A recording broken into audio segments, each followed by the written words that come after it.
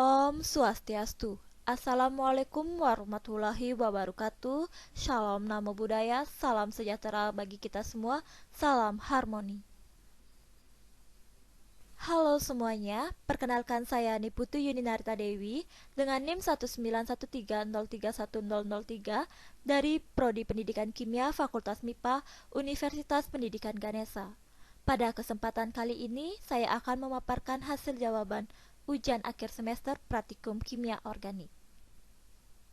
Baik, langsung saja kita beranjak pada soal yang pertama, yaitu dalam sistem kesetimbangan, tunjukkan mana yang lebih banyak cis atau trans dalam isomerisasi asam maleat dan fumarat.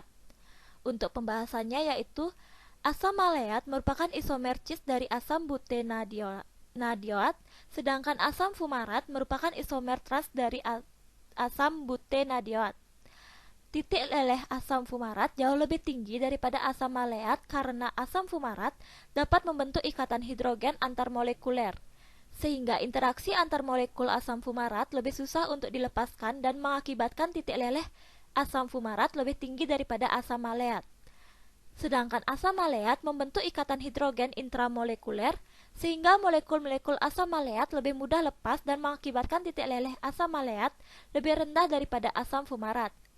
Dengan demikian, dalam sistem kesetimbangan, senyawa yang berada pada posisi trans lebih banyak ditemukan dikarenakan posisi trans lebih stabil dibandingkan posisi cis. Lanjut untuk soal yang nomor 2 yaitu, kencur adalah salah satu jenis tanaman obat yang tergolong dalam suku jahe-jahehan dan banyak digunakan sebagai bahan baku obat tradisional atau jamu, fitofarmaka, industri kosmetika, penyedap makanan dan minuman, rempah, serta bahan campuran saus rokok pada industri rokok kretek. Bahkan dapat dimanfaatkan sebagai bioinsektisida. Kencur mengandung senyawa etil parametoxisinamat. Sebutkan langkah-langkah isolasi dan identifikasi, serta tuliskan rumus struktur senyawa etil parametoxisinamat lengkap dengan gugus fungsi apa yang terkandung.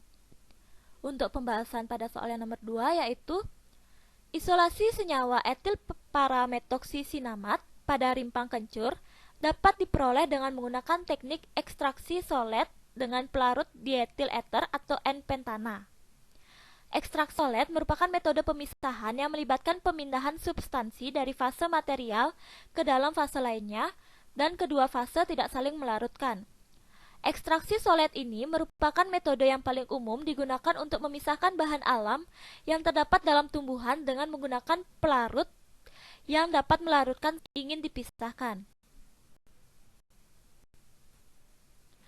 Nah, adapun langkah-langkah isolasi senyawa etil parametoxisinamat adalah sebagai berikut. Yang pertama, sebanyak 50 gram serbuk kencur yang kering yang sudah digerus dibungkus dengan kertas saring, kemudian dimasukkan ke dalam ruang ekstraktor solet. Yang kedua, ke dalam labu dasar bulat dimasukkan 250 ml N-pentana dan beberapa butir batu didih.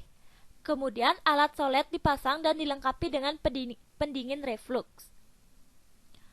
Yang ketiga, labu dasar bulat yang berisi N-pentana dipanaskan secara perlahan-lahan hingga N-pentana mendidih, uapnya masuk ke ruang pendingin reflux dan menetes menimpa sampel kencur dalam ruang ekstraktor. Yang keempat, ekstraksi dilakukan secara kontinu selama 3 jam. Setelah dihentikan, ekstraks didinginkan, kemudian disaring dan dipekatkan dengan jalan menguapkan pelarut dengan evaporatori vakum hingga volumenya tinggal 50 ml. Yang kelima, residunya kemudian didinginkan dalam penangas es sampai terbentuk kristal. Nah, kristal yang terbentuk dipisahkan dari pelarutnya dan selanjutnya direkristalisasi dengan etanol, sehingga diperoleh kristal etil parametoxisinamat yang murni dengan titik leleh 48 hingga 49 derajat Celcius. Kemudian, rumus struktur senyawa etil parametoxisinamat serta gugus fungsi yang terkandung yaitu sebagai berikut.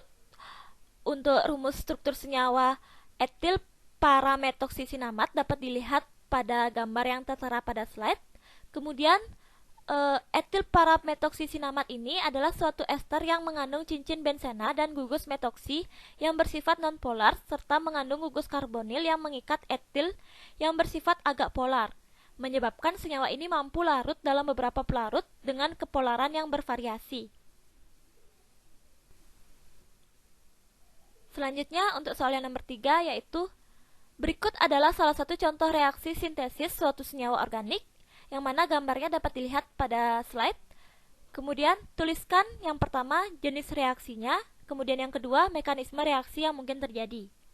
Nah, untuk pembahasannya yaitu yang pertama, jenis reaksi yang terjadi pada senyawa organik tersebut adalah reaksi kondensasi aldol yang melibatkan reaksi adisi, yang mana reaksi tersebut terjadi secara reversibel. Ion enolat akan bereaksi dengan suatu aldehida lain dalam bentuk yang sama dengan cara mengadisi pada karbon karbonil untuk suatu ion alkoksida yang nantinya akan memprotonasi dalam air untuk menghasilkan produk aldol.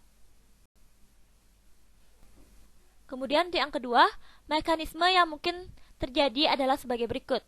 Yang pertama, pembentukan enolat dari senyawa aldehida yang mana OH- akan menyerang hidrogen alfa, kemudian hidrogen akan pergi tanpa membawa pasangan elektron dan membentuk H2O, sehingga karbon hidrogen alfa akan bersifat negatif karena kehilangan satu hidrogen alfa dan terbentuk ion enolat.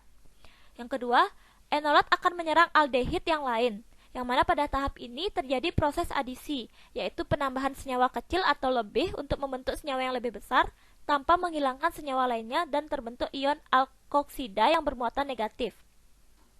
Yang ketiga, ion alkoksida bereaksi dengan asam basa dalam air, di mana ion alkoksida tersebut akan menyerang hidrogen protonasi, kemudian terbentuk suatu produk yang disebut aldol. Dan yang terakhir, suatu aldol mengalami dehidrasi. Hal ini karena ikatan rangkap dalam produk bugasi dengan gugus karbonilnya, yang mana dalam katalis basa pada air, gugus pergi OH- merupakan gugus pergi yang tidak baik.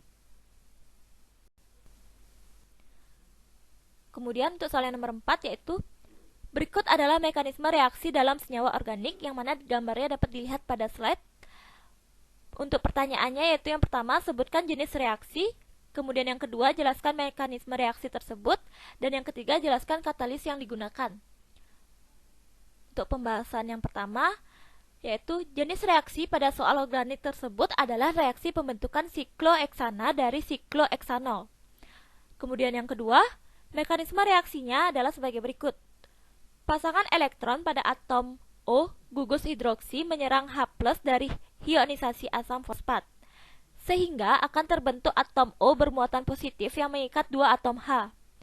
Yang kedua, pelepasan molekul H2O yang menyebabkan terbentuknya ion karbonium sekunder dalam mekanisme H+ bertindak sebagai katalis, dan dalam reaksi akan terbentuk sikloheksana dan air. Kemudian, untuk pembahasan yang ketiga, katalis yang digunakan pada reaksi tersebut yaitu katalis asam fosfat, yang mana dalam hal ini H+ bertindak sebagai katalis.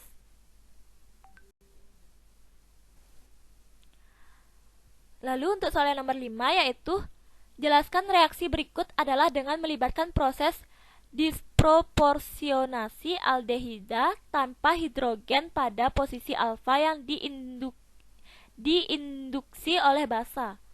Jelaskan pernyataan tersebut melalui mekanisme reaksi yang terjadi. Untuk mekanisme reaksi yang terjadi dapat dilihat pada gambar yang tertera pada slide. Untuk penjelasannya yaitu suatu aldehida tanpa hidrogen alfa dipanasi dengan larutan hidroksida pekat akan terjadi reaksi disproporsionasi atau dismutasi, di mana separuh aldehida teroksidasi menjadi asam karboksilat dan separuhnya yang lain akan tereduksi menjadi suatu alkohol yang disebut dengan reaksi Cannizzaro. Mekanisme reaksi Cannizzaro ini diawali dengan serangan OH pada karbonil yang kemudian disusul dengan suatu serah terima hidrida, yang mana mula-mula suatu bensal dehida diserang oleh OH dari basa kuat untuk membentuk suatu anion. Dikarenakan anion tersebut tidak stabil, maka terjadinya perpindahan sepasang elektron bebas untuk membentuk ikatan rangkap atau struktur karboksil yang lebih stabil Akibatnya atom Hb atau proton berpindah ke atom karbon-karbonil dari suatu bensaldehida yang lain dan terbentuk suatu struktur intermediat asam benzoat dan ion enolat. Dan setelah itu terjadi perpindahan proton untuk menghasilkan anion karboksil dan alkohol.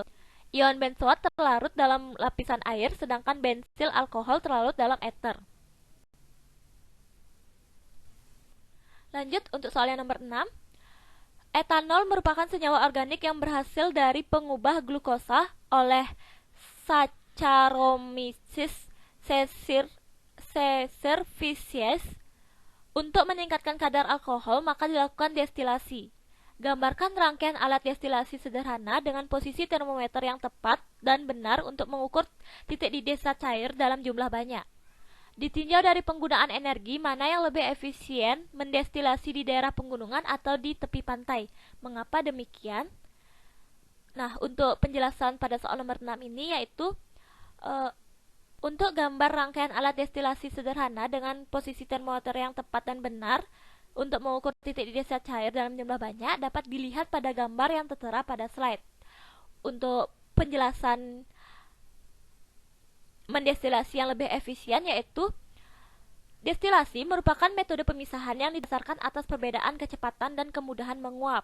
Untuk mempercepat proses penguapan larutan yang akan didestilasi dibutuhkan suhu lingkungan yang lebih panas.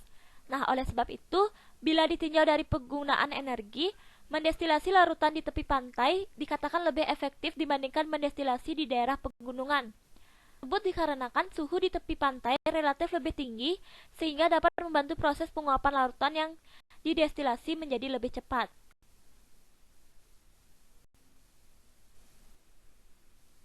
Selanjutnya untuk soal yang nomor 7.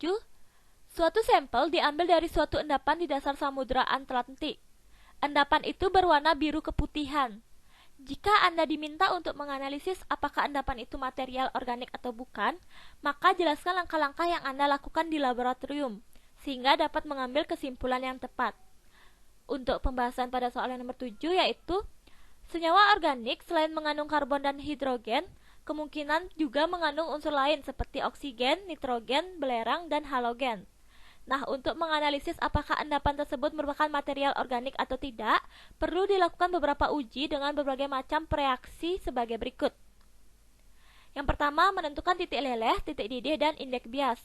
Yang kedua, mendeteksi unsur karbon dan hidrogen. Yang ketiga, mendeteksi unsur oksigen, belerang, nitrogen, dan halogen. Yang keempat, mendeteksi ketidakjenuhan dengan tes Bayer menggunakan reaksi KMNO4 dan tes bromin menggunakan larutan Br2 5% dalam CCl4. Kemudian mendeteksi senyawa alifatis atau aromatis dengan tes asap dan dapat juga menggunakan reaksi Grignard. Kemudian mendeteksi gugus hidroksi dengan tes asetil klorida. Selanjutnya mendeteksi gugus fenolat dengan tes ferriklorida. Mendeteksi gugus aldehida dengan tes Fehling menggunakan reaksi Fehling A atau CuSO4 dalam asam asetat dan Fehling B, garam rosella dalam larutan NaOH serta tes Tolen menggunakan reaksi NO3 dan NaOH. Selanjutnya mendeteksi gugus keton dengan tes DNP dan tes iodoform. Kemudian mendeteksi gugus karboksil dengan tes Na-bikarbonat. Mendeteksi gugus ester dengan tes ferrihidroksamat, mendeteksi gugus ether dengan tes Veith, dan mendeteksi gugus nitro dengan tes merah biru.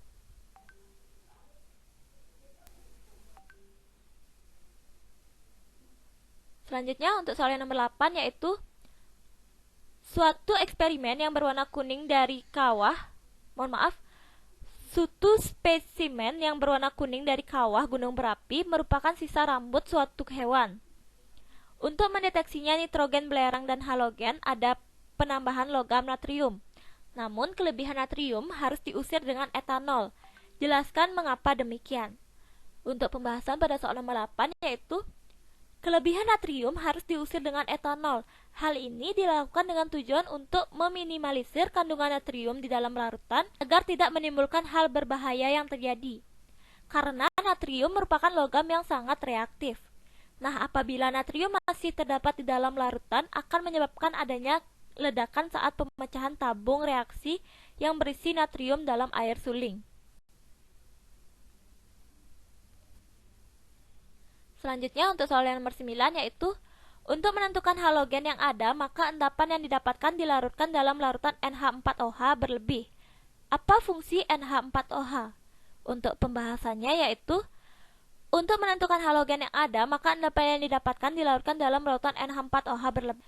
Fungsi NH4OH ini adalah untuk melarutkan endapan yang ada dengan persamaan reaksi yang terjadi yaitu sebagai berikut. Untuk persamaan reaksi yang terjadi dapat dilihat pada gambar yang tertera pada slide, yang mana di sana terbentuknya endapan berwarna putih dan adanya dia satu klorida yang melarut.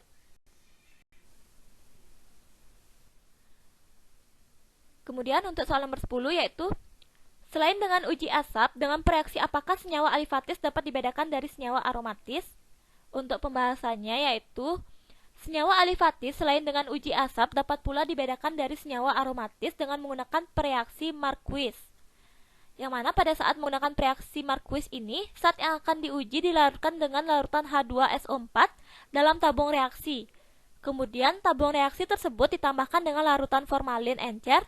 Dari penambahan larutan formalin encer ini, maka akan didapatkan bentuk cincin yang berwarna merah, coklat, jingga, ungu, hijaunya yang terletak pada dinding tabung reaksi.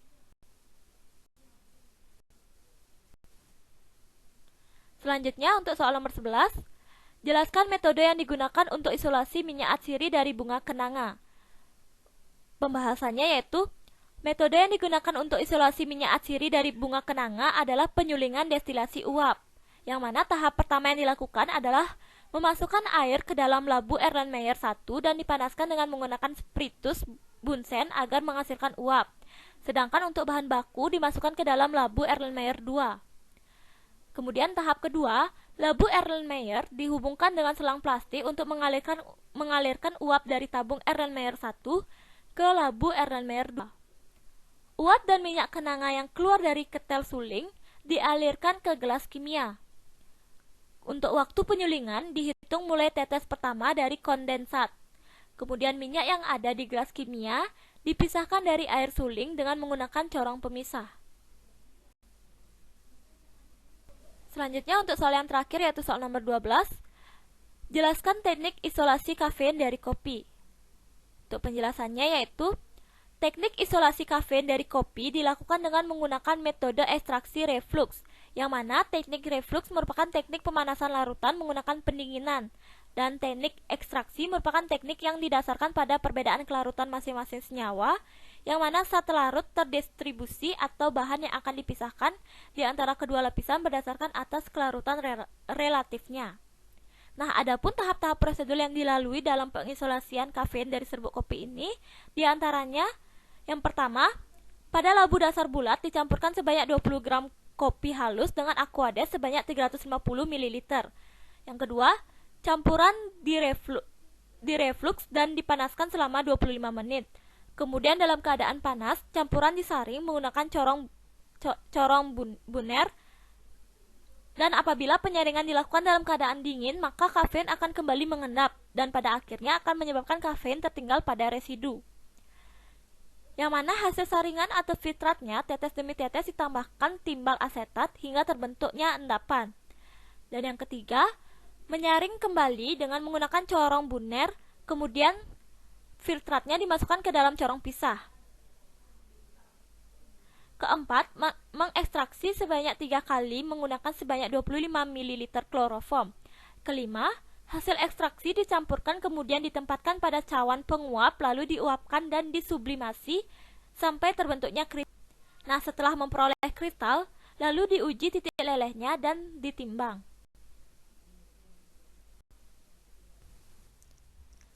Baik, sekian yang dapat saya paparkan mengenai hasil jawaban ujian akhir semester Praktikum Kimia Organik. Mohon maaf apabila selama pemaparan masih terdapat banyak kekurangan maupun kesalahan dalam hasil jawaban yang telah saya paparkan. Saya ucapkan terima kasih atas perhatiannya. Akhir kata saya tutup dengan Parama Santi. Om Santi Santi Santi Om.